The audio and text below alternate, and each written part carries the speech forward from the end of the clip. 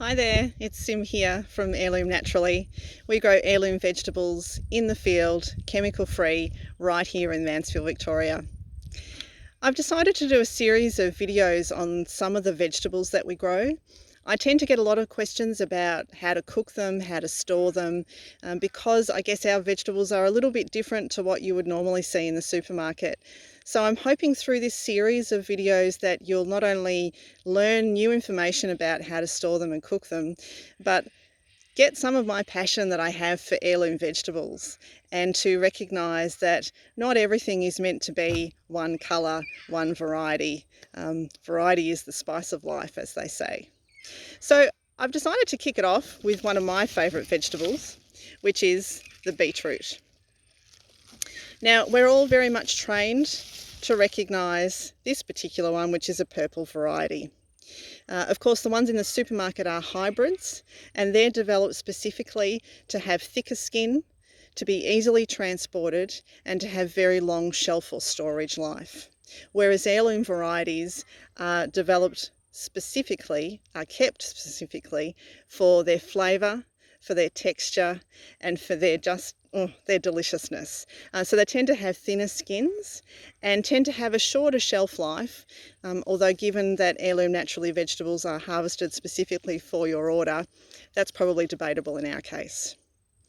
Of course, you will know if you've ever cut into one of these purple varieties that they stain. When you cut them, you tend to go, oh, I've got purple hands, my chopping board is purple. Absolutely nothing wrong with that, but just something to be aware of, that they will stain your hands and your chopping board, and will also stain other vegetables that they come into contact with. Other varieties that we grow here at Heirloom Naturally, this one here is called Chioggia.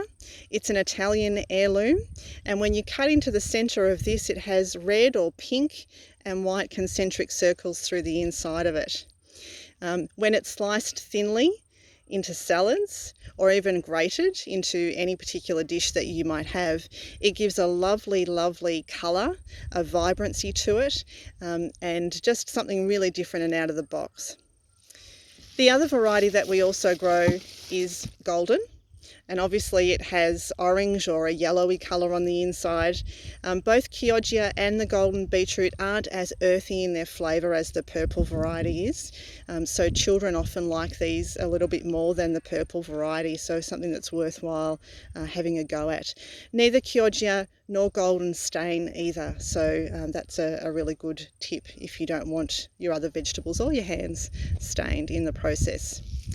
The other variety that we tend to grow, but more so in winter, and obviously I can't show you that because it's a lovely warm summer's day here today, is a white variety, and it's got a very, very sweet flavour to it. So often people call it a sugar beet, but it's another lovely change in colour and texture that you can actually have in any of your dishes over winter. So when you receive a bunch of our Heirloom Naturally vegetables, beetroot, you'll actually receive them with the leaves on. So the first thing that you want to do is to actually take the leaves off. Now you might be thinking, why on earth would I want to do that? Well, if you think about beetroot as any plant that's in the ground, the root is below the ground, the leaves and the stems are above the ground. And these leaves and stems get all of their nutritional requirements, all of their water from the root. And so as soon as we take that, or in fact any plant out of the ground, these leaves and stems will continue to draw their nutrition, their water, from that root. Now, given that most of us actually eat beetroot for the root itself, we want to make sure that all of that goodness is kept right here. So the best thing to do is to remove these leaves. Now, you can chop it off. And certainly if you do that with the purple variety, just know that it will bleed a little bit. That's okay. But with the others, they won't bleed. The easiest way really to take these leaves off is just simply to twist them. And you're left with the root and the leaves. Now, these leaves are actually edible. So if you think about silver beet and beetroot, They're from the same family of plants. It's just that silver beet, obviously, we tend to eat more so for the leaf itself, and beetroot we tend to eat more so for the root. But these leaves are edible. Generally they are cooked.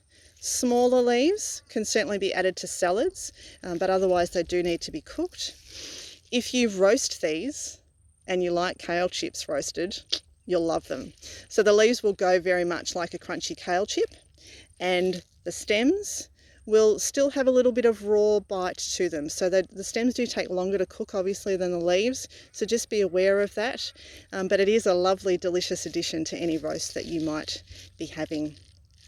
In terms of storage, the best thing for you to do now with these is to put them in either a plastic bag, a plastic container, or wrapped in a moist tea towel or something like that.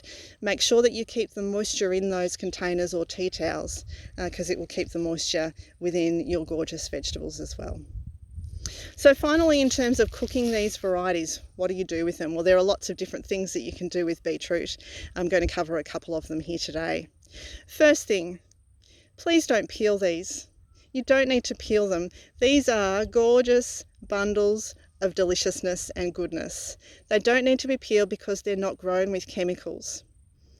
So the skins themselves are full of nutrition, they're full of colour, they're really, really good for you. So don't peel them unless you absolutely feel that you need to.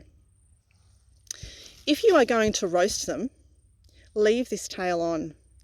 This part of the beetroot here, if you roast them, will go crunchy and add a new flavour and texture to your roast.